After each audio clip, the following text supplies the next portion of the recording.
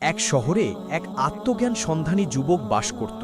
ও সে বছরের পর বছর কিতাব পড়ে তার অন্তরের অস্থিরতা কাটেনি।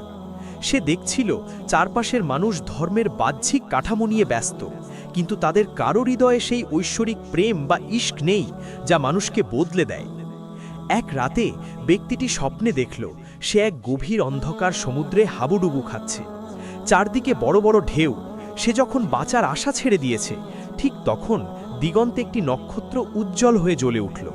সেই নক্ষত্র থেকে একটি কণ্ঠস্বর ভেসে এলো, নবী বংশের তরি ছাড়া এই উত্তাল সমুদ্র পাড়ি দেওয়ার সাধ্য কারও নেই। ঘুম ভেঙে যাওয়ার পর ব্যক্তিটির চোখ ভিজে উঠল।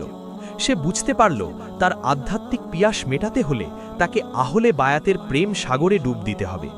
সে বেরিয়ে পড়ল এক নির্জন পাহাড়ে থাকা এক কামেল মুর্শিদের খোঁজে। মুর্শিদের দরবারে বহু পথ পাড়ি দিয়ে সে যখন সেই সাধকের দেখা পেল, ব্যক্তিটি প্রশ্ন করল, হুজুর, আমি খোদাকে পেতে চাই। আমি ইসলামের সেই হারানো জৌলুস নিজের আত্মায় অনুভব করতে চাই। আমার কি করা উচিত?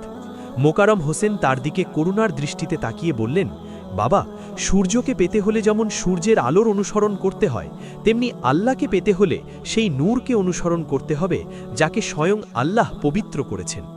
আহলে বায়াত হলেন সেই নূর।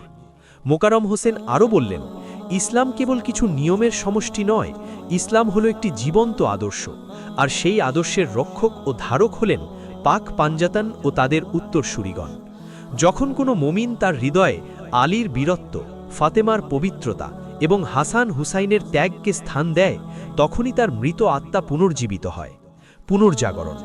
ব্যক্তিটি বুঝতে পারল ইসলাম আজ কেন নিষ্প্রাণ, কারণ উম্মাহ আহলে বায়াতের দামান ছেড়ে দিয়েছে।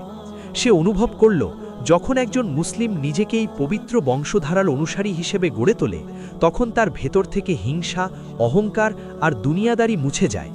সে নির্জনে বসে যখনই ইয়া আলী কিংবা ইয়া হুসাইন বলে জিকির করত, সে অনুভব করত তার হৃদয়ে এক নতুন শক্তি সঞ্চার হচ্ছে। এই শক্তি তরবারির নয়, বরং এটি হলো তাকওয়া এবং প্রেমের শক্তি।